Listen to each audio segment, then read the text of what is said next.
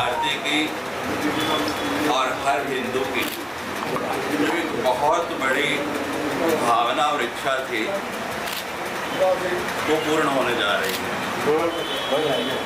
हम आज सुबह विचार कर रहे थे कि त्रेता युग में भगवान को 14 साल का वनवास और 14 साल बाद जब भगवान वापस अयोध्या आए तो अयोध्यावासी उनके विरह में इतने विवल हो गए थे और उनसे मिलने के लिए इतने आतुर हो गए थे कि घर घर दीपक जला के उन्होंने अयोध्या को ऐसा प्रकाशित कर दिया कि सूर्य को भी कुछ क्षण के लिए लग जा।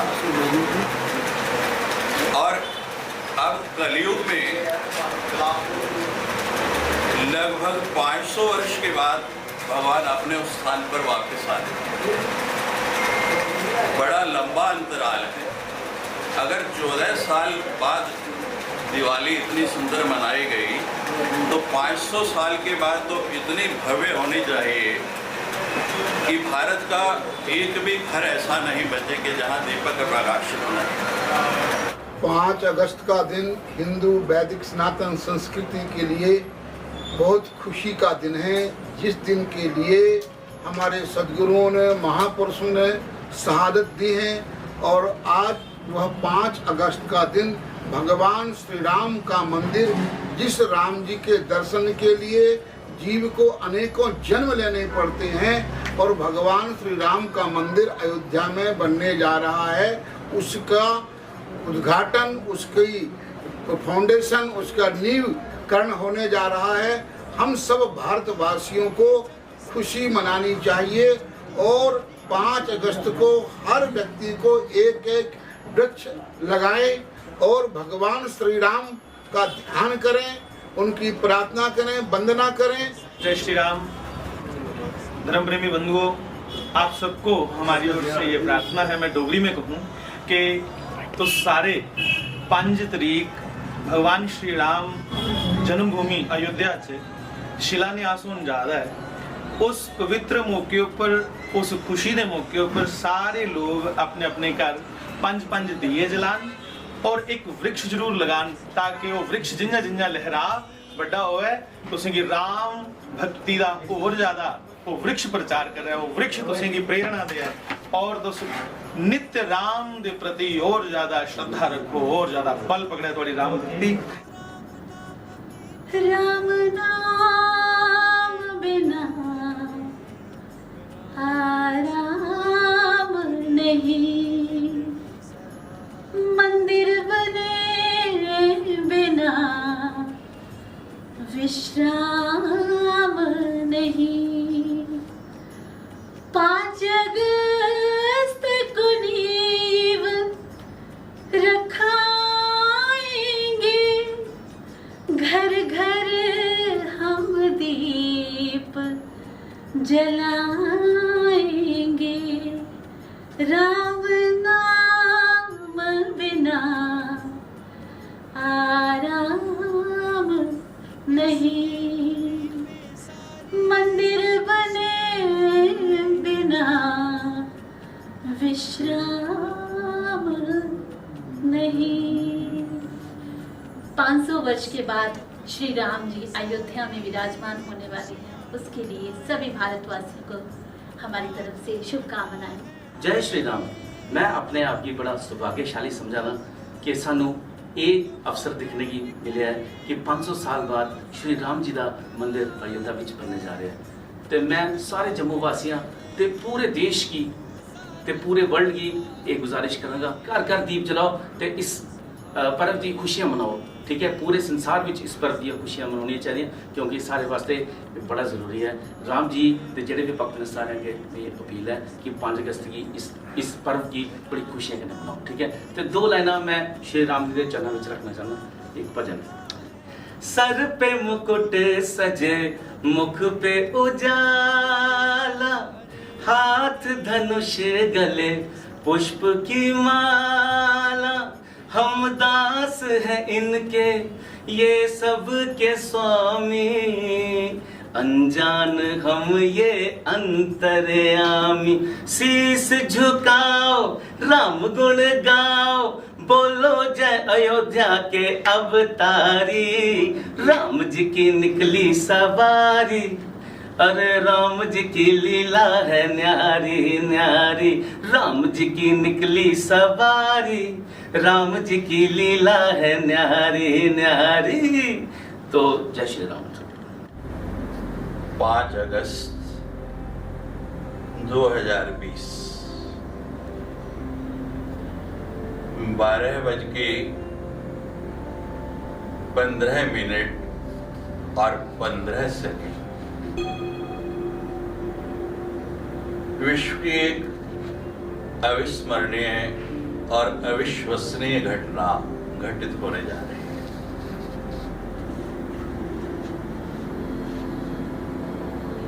अनेक वर्षों से जिसका हर भारतीय को इंतजार था और हर भारतीय ये आशा लगाए बैठा था कि कब वो घड़ी आएगी। और बहुत से लोग मेरे जैसे तो ये सोच के बैठे थे कि हमारे जीवन में संभवतः आ भी पाएगी या नहीं। अनेक व्यक्तियों के बलिदान, अनेक महापुरुषों की साधना और एक बहुत लंबी लड़ाई के बाद ये सुअवसर हम लोगों के जीवन में आ रहा है।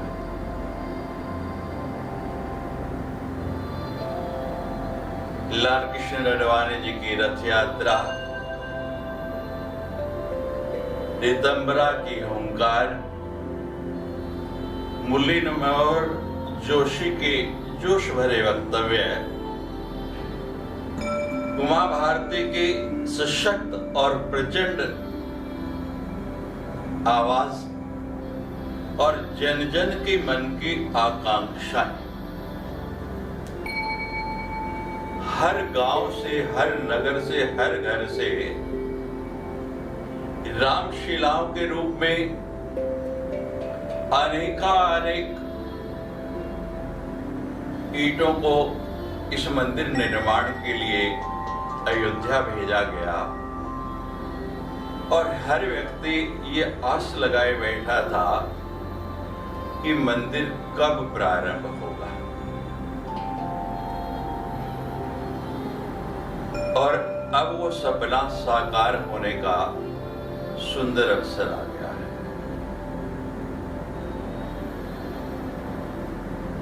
मेरा मानना है कि भारत के इतिहास में ये सबसे बड़ी घटना होगी। This will be the biggest event. माननीय प्रधानमंत्री जी के कर कमलों के द्वारा 5 अगस्त बुधवार और दिन में ठीक 12:15 और 15 सेकंड पर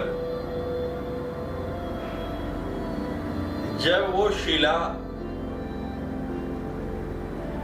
22 किलो और 600 ग्राम की रजत शिला,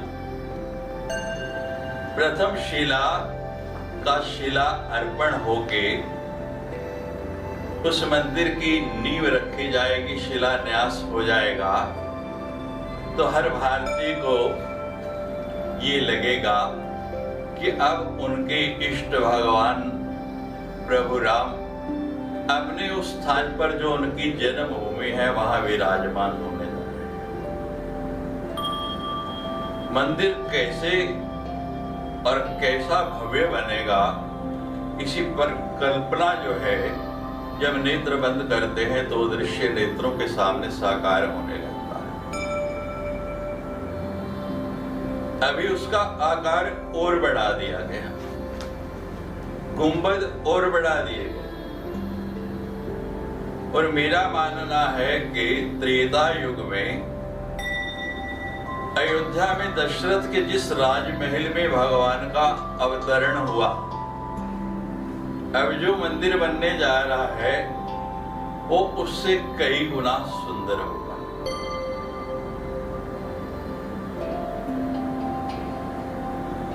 इस मंदिर से जुड़ी हुई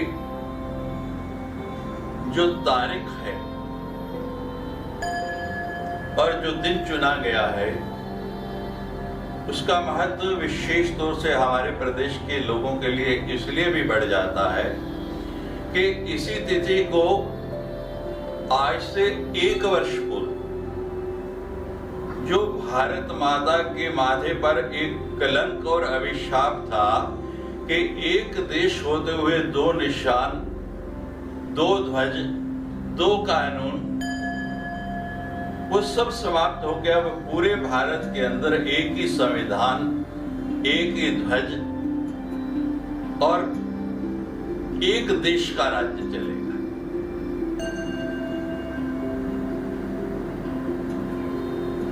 किस किस का स्मरण करें, किस किस को याद करें, बच्चे से लेके और बूढ़े तक का योगदान कम नहीं। इस घटना की स्मृति बनी रहे और भविष्य में कोई दूसरा बाबर आकर उसको नष्ट नहीं कर पाए। इतने वर्ष प्रमाण और साक्ष्य खोजने में, उसको न्यायालय के अंदर प्रमाणित करने में लग गए कि वहां राम मंदिर था। इस बात को ध्यान में रखते हुए एक विशेष घटना उस दिन और होने जा रही है। अंग्रेजी भाषा में उसको टाइम कैप्सूल कहते हैं। यानी एक बहुत बड़ा शिलालेख ताम्रपत्र के ऊपर लिखकर और उसको बॉक्स के अंदर डालकर उसको भूमि में बहुत गहराई में दबाया जाएगा कि भविष्य में उसको निकाल के ये प्रमाण दिखाया जा सके कि ये मंदिर वहां बनना और ये भगवान राम की जन्मभूमि है। कितनी दूरदर्शी सोच और कितना वाइड विजन रख के इस मंदिर का शिलान्यास किया। योगी आदित्यनाथ जी ने घोषणा की है कि मंदिर के निर्माण के लिए हर संभव सहायता और जो भी सुलभ हो पाएगा उन सबका सहयोग देके वो मंदिर को अति शीघ्र पूर्ण कराएंगे।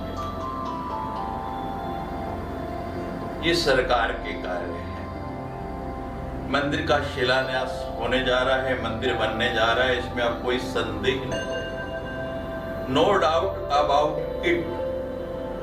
अब हम इस मंदिर में अपना योगदान कैसे करें, मुख्य बात ये है। कोरोना काल चल रहा है, बहुत सी रिस्ट्रिक्शंस हैं, पाबंदियां हैं, हर व्यक्ति वहां पहुंच नहीं सकता और मात्र 300 व्यक्तियों के द्वारा इस घटना को परिपूर्ण किया जाएगा, जो व्यक्तिगत रूप से वहां होंगे। अधिक लोगों का जमावड़ा नहीं किया जा सकता। उन 300 लोगों में हर क्षेत्र के लोगों को प्रतिनिधित्व दिया गया है। उसमें संत भी हैं, राजनीतिज्ञ भी हैं, कला से जुड़े हुए भी और सामाजिक कार्यों से जुड़े हुए भी सभी लोग हैं। लेकिन ऐसा भी साधन बना दिया गया है कि हम वहां शारीरिक रूप से अनुपस्थित होते हुए भी मानसिक रूप से वहां उपस्थित रहे। यानी फिजिकल शारीरिक रूप से कहीं प्रेजेंट होते हुए भी अगर हमारा मन वहां नहीं है तो हमारी जो प्रेजेंस है, वो जो हमारी उपस्थिति है, किसी काम की नहीं। तो यहाँ मुख्य बात है कि फिजिकली पाबंदी है, लेकिन मेंटली और सोलली यानी मानसिक रूप से हर व्यक्ति वहां उपस्थित हो सकता है। और उसके लिए बड़ा ही सुंदर प्रारूप तैयार किया गया है कि जैसे 14 वर्ष के बाद जब भगवान अयोध्या वापस आए और अयोध्या वासियों ने दीपावली मनाकर दीपक जलाकर उनका स्वागत किया, तो आज लगभग 500 वर्ष के बाद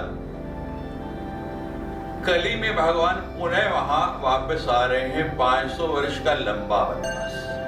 अब मैं यहां स्पष्ट कर देना चाहता हूं कि आज के 500 वर्ष के सामने वो 14 वर्ष का वनवास बहुत लंबा था। निमिष निमिष करुणा निधि जाए कलम संबीत, यानी भगवान की एक पलक झपकने में कई युग चले जाते हैं। त्रेता में दिन का परिमाण अलग ढंग से था, इस समय अलग ढंग से। वो 14 वर्ष बहुत ज्यादा लंबे थे, लेकिन हम लोगों के लिए, कली के लोगों के लिए 500 वर्ष कम नहीं है। इस बार भगवान के स्वागत में उससे भी भव्य दीपावली हम लोगों को मनानी है। 5 को शिलान्यास होना है, 3 तारीख को रक्षाबंधन का पर्व है, आप सब लोग उसमें व्यस्त रहेंगे। 4 और 5 अगस्त दीपावली आती है। आप पहले दिन छोटी दीपावली मनाते हैं और मुख्य रूप से दीपावली वाले दिन बड़ी दिवाली यानी अधिक दीपक जलाकर मनाते हैं। हम लोग भी इस बार भी छोटी और बड़ी दोनों दीपावलियां मनाते हैं। 4 तारीख को सीमित संख्या में आप जितने दीपक अधिक से अधिक जला सके वो जलाएं। लेकिन 5 तारीख को अगर हर वर्ष दिवाली पे आप 100 दीपक जलाते हैं तो इस बार कम से कम 10 गुना यानी 1000 तो आपको जलाने ही चाहिए, क्योंकि वो दिवाली हर साल आपके जीवन में आती रहेगी जब तक आपका जीवन है। लेकिन ये दिवाली पुनः कभी आपके जीवन में दोबारा आने वाली नहीं है, इसकी पुनरावृत्ति होने वाली नहीं है। इस बात का आपको स्मरण रखना है। मेरा सबसे अनुरोध है, इस दिन आप कोई कमी नहीं रखें और जितना अधिक से अधिक दीपक जला सकें। समय मात्र कुछ दिनों का बचा है, आप अभी से तैयारी में लग जाएं। उस दिवाली में और खर्चे बहुत हैं, नए कपड़े खरीदने हैं, मकान के लिए, घर के लिए नई साज सज्जा का सामान लेना है, नए वस्त्र लेने हैं, मिठाइयां लेनी हैं, लोगों को उपहार बांटने हैं। इसमें कुछ नहीं लेना है, केवल दीपक। और जिसमें सामर्थ्य नहीं है उसके लिए भी कठिन नहीं है, घर में आधा किलो आटा ले लें, आधा किलो आटा से 200 दीपक बन जाता है, उन्हीं को आप जलाइए। लेकिन हर व्यक्ति इस पुनीत कार्य में अपना सहयोग दे, आपकी वहां उपस्थिति भी लग जाएगी और शिलान्यास में आपका योगदान भी सम्मिलित हो जाएगा। धन से दिए हुए सहयोग से भी ये सहयोग जो है अधिक महत्वपूर्ण है। कोई भारतीय इसमें चूके नहीं। मेरी पुनः आप सभी से प्रार्थना है, 4 और 5 ये 2 दिन आप इस काम के लिए सुरक्षित रख लें। दूसरा काम आपको क्या करना है कि 4 और 5 को जितना अधिक से अधिक राम नाम का स्मरण कर पाए, भगवान राम का नाम जप पाए और मन से एक एक राम के नाम के साथ ये भावना रखते जाए, मैं हर राम का नाम लेते हुए एक एक ईंट, जैसे मिस्त्री जो है, मैसन जो है, वो एक एक ईंट के साथ सीमेंट लगाता हुआ उसको नींव में रखता है, हम एक एक ईंट के साथ एक एक राम नाम का सीमेंट लगाते उसको उस शिलान्यास के अंदर सम्मिलित होकर उसकी आधारशिला रखेंगे तो आप देखें कितनी मजबूत और सुंदर वो इमारत बने। अब मैं आपको कुछ उन लोगों के सहयोग के विषय में बताना चाहता हूं जिनके कारण ये दिन हमको देखने को मिला और जिनके प्रयास से ये कार्य साकार रूप ले रहा है। बहुत लोग हैं, उनमें से कुछ नाम जिनका बहुत विशिष्ट योगदान इसमें रहा, मैं उनके बारे में चर्चा करना चाहता हूं। कुछ लोगों के ये नाम मैंने चुने हैं, अधिकतर को आप जानते होंगे, कुछ के विषय में आपने नहीं सुना होगा। तो इस वीडियो के माध्यम से मैं उन लोगों का प्रयास कितना महत्वपूर्ण है ये बताने का आपको प्रयास करूंगा। मैं पहला नाम लेना चाहता हूं श्री निपेंद्र मिश्रा। उनको इस कार्य का मुख्य कार्यकारी अध्यक्ष बनाया गया है। IAS कैडर के नृपेंद्र मिश्रा जी राम मंदिर आंदोलन से भी जुड़े रहे हैं। वे मुख्यमंत्री कल्याण सिंह जी के पूर्व सचिव भी रहे हैं, जिनके काल में ये घटना हुई और उनको पद छोड़ना पड़ा था। मंदिर निर्माण के सारे कार्य की देखरेख की जिम्मेवारी उनको सौंपी गई है और उनकी देखरेख में ये कार्य संपन्न होना है। अब दूसरा नाम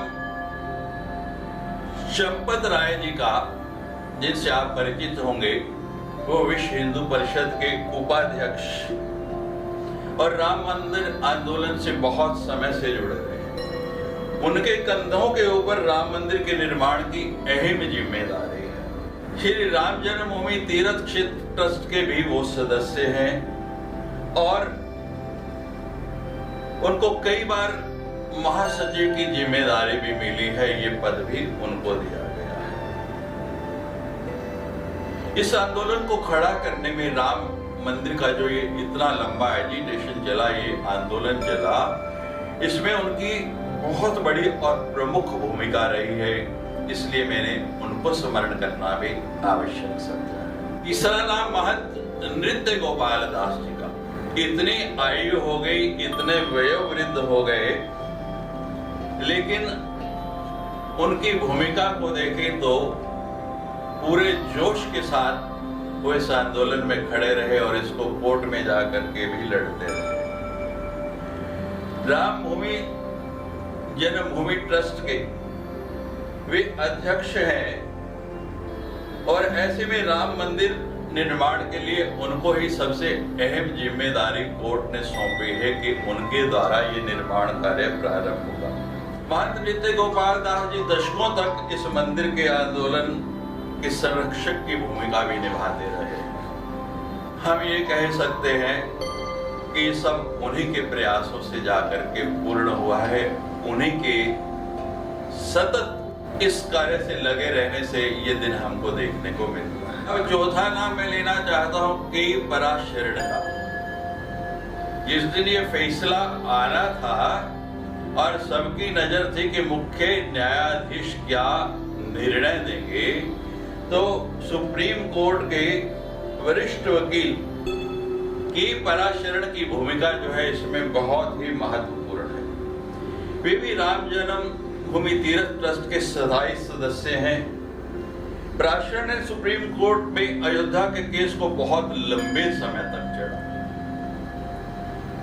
और वो अभी इतने वयोवृद्ध हो गए थे तो भी वो इस केस को निरंतर लड़ते रहे और उन्होंने ऐसी ऐसी दलीलें रखी कि सुप्रीम कोर्ट को उनकी बातों को रिकॉर्ड लेना पड़ा और फैसले के दिन उन्होंने बहुत ही सुंदर उदाहरण दिया। पद्म पुराण और स्कंद पुराण का उदाहरण देते हुए वहां पर राम मंदिर के प्रमाण बताए, जिस पर विपक्ष का जो विरह था वो जिरह नहीं कर पाया और अंत में सुप्रीम कोर्ट के जज को भी उनके पक्ष में निर्णय देना पड़ा। पांचवा नाम विपेंद्र मोहन मिश्र का है।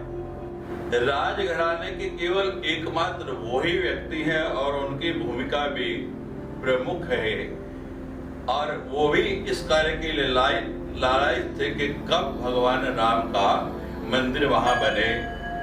वे भी ट्रस्ट के सदस्य हैं और उनका भी सहयोग बहुत महत्वपूर्ण माना जाता है। छठा नाम जो है वो कामेश्वर जी का है, जो दलित संप्रदाय से है, यानी हर पक्ष को यहाँ पर प्रतिनिधित्व दिया गया है और दलित संप्रदाय के होते हुए भी उन्होंने अपनी भूमिका और अपना पक्ष इस मंदिर के लिए सशक्त रूप से रखा। तो उन कामेश्वर मिश्र जी को भी ट्रस्ट में शामिल किया गया और मुख्य भूमिका उनकी भी इस मंदिर निर्माण में रहेगी। सातवां नाम डॉक्टर अनिल कुमार मिश्र जी का है।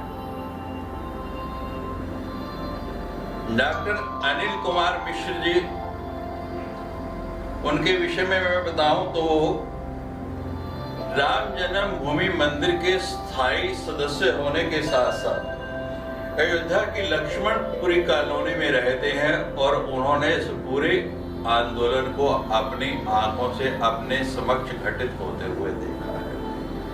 आपने प्राय निर्मोही अखाड़े के चर्चा समाचारों में देखी होगी और निर्मोही अखाड़े के महंत दिनेंद्र दास जो कोर्टों में जा जाकर निरंतर इस केस के लिए लड़ते रहे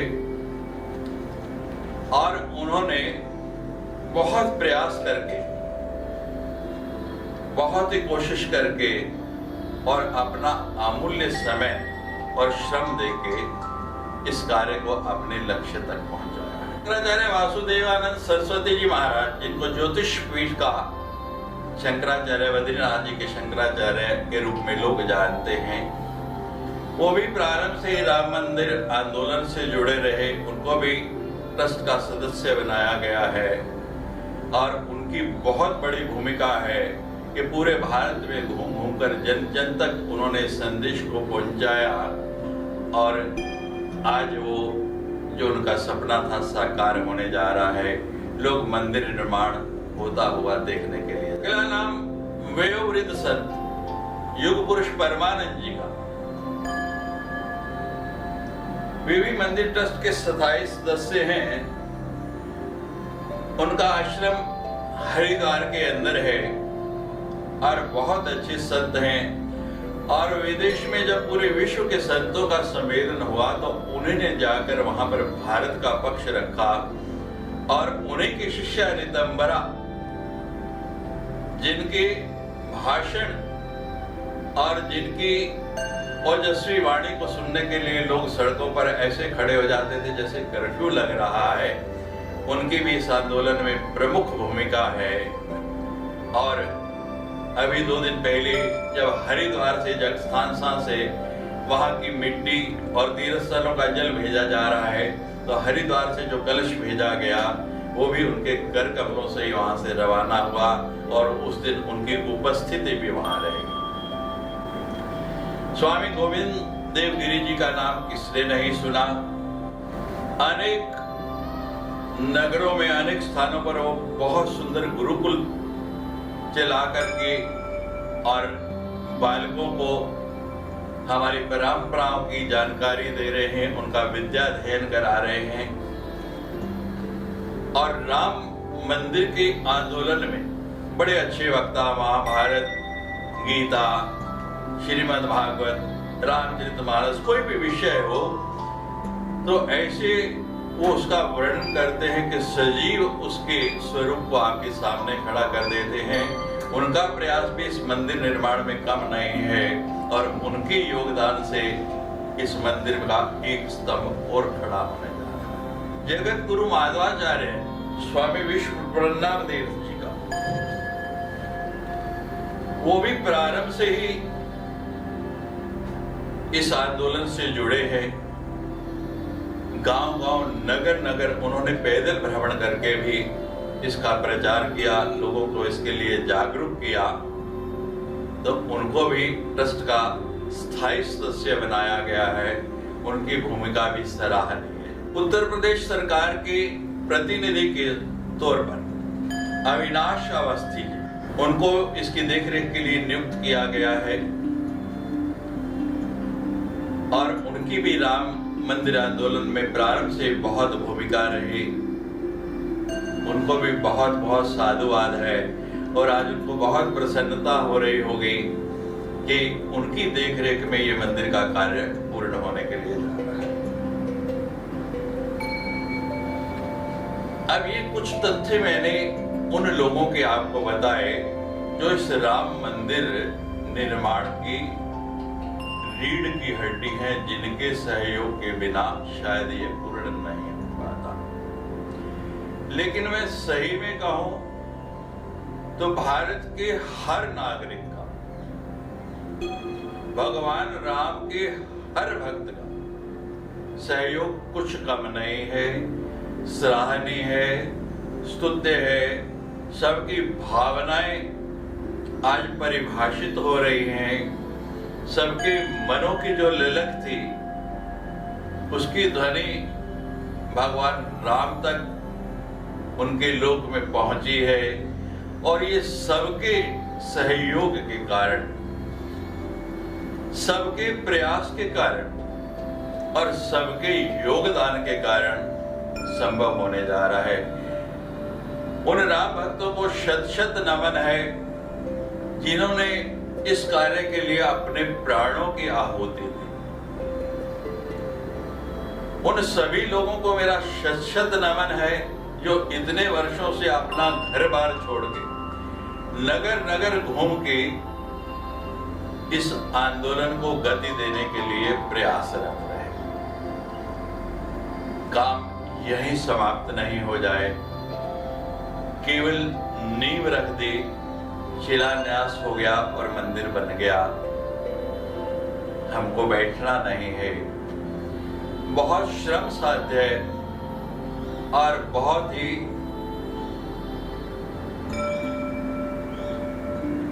बड़े बजट वाला ये कार्य है, जिसमें बहुत पैसा लगता है। अनेक संतों ने, अनेक उद्योगपतियों ने वरद हास्य और मुक्त कंठ से इसके लिए सहयोग देना प्रारंभ कर दिया है। आपने पढ़ा हो तो कल ही राष्ट्रीय संत मुरारी बापू जी ने इस कार्य के लिए 5 करोड़ देने की घोषणा। हर व्यक्ति भारत का, चाहे वो किसी भी संप्रदाय से, किसी भी जाति से, कहीं भी संबंध रखता, क्योंकि ये एक धर्म विशेष का नहीं, ये सांस्कृतिक धरोहर है और भारत का मस्तक ऊंचा करने वाला स्मारक है। जितना भी सहयोग जिससे हो पाए, जितनी जिसकी सामर्थ्य है, कोई भी पीछे नहीं हटे। और ये मत मन में लाना कि मेरे पास कम है, लोग इतना ज्यादा दे रहे तो मैं कम क्यों दूं। सब्जी में अगर सबसे महत्वपूर्ण कोई वस्तु है तो वो नमक है, और नमक नहीं डले तो सब्जी का स्वाद नहीं आता। हमारे ब्रह्मलिंग स्वामी जी के पास एक बुढ़िया आई, आश्रम बन रहा था, सब बहुत बहुत योगदान कर रहे थे। वो कहे महाराज मेरे पास कुछ नहीं। उन्होंने कहा भाई संतों को भोजन भी कराना पड़ता है, जो कारीगर है उनको भोजन भी कराना पड़ता है, तो तू एक थैली नमक गिला के डाल देना। तो वो नमक हर व्यक्ति तक पहुंच गया। तो इसलिए आप ये विचार मन में मत लाना कि मेरे पास, और जितनी आपकी सामर्थ्य है मंदिर बनने में। अभी तो प्रधानमंत्री जी ने और योगी जी ने ये कहा है कि हम 2 और 3 साल के बीच में ये मंदिर, यानी 2 साल से लेकर 3 साल के बीच में कभी भी पूर्ण हो सकता है। तो इतना समय आपके पास है। आज आप पे कम है तो कम दीजिए, कल ज्यादा हो तो ज्यादा दीजिए। आज ज्यादा है आपने दिया और कल ये सोचेंगे मेरे पास कम है, तो ये विचार मत लाइए। लेकिन अपना योगदान, क्योंकि जब भी इस मंदिर का नाम लिया जाएगा तो आपका नाम भी उसके साथ स्मरण होगा और आपके जीवन काल में ये मंदिर बनेगा और आप वहां दर्शन के लिए जाएंगे तो आप भी कह सकेंगे कि मैंने भी इसमें अपना योगदान डाला है। उन्हें एक बार आप सभी से इस बार करबद्ध प्रार्थना है, ये मेरा कार्य नहीं, ये किसी व्यक्ति का कार्य नहीं, ये भगवान का कार्य है। ऐसी दिवाली आपके जीवन में दोबारा आने वाली नहीं। 4 तारीख, 4 अगस्त और 5 अगस्त दोनों दिन खुले मन से, मुक्त मन से दीपक जलाएं और मुक्त कंठ से भगवान का गुणगान करें, राम नाम जपें। जय श्री राम, जय श्री राम।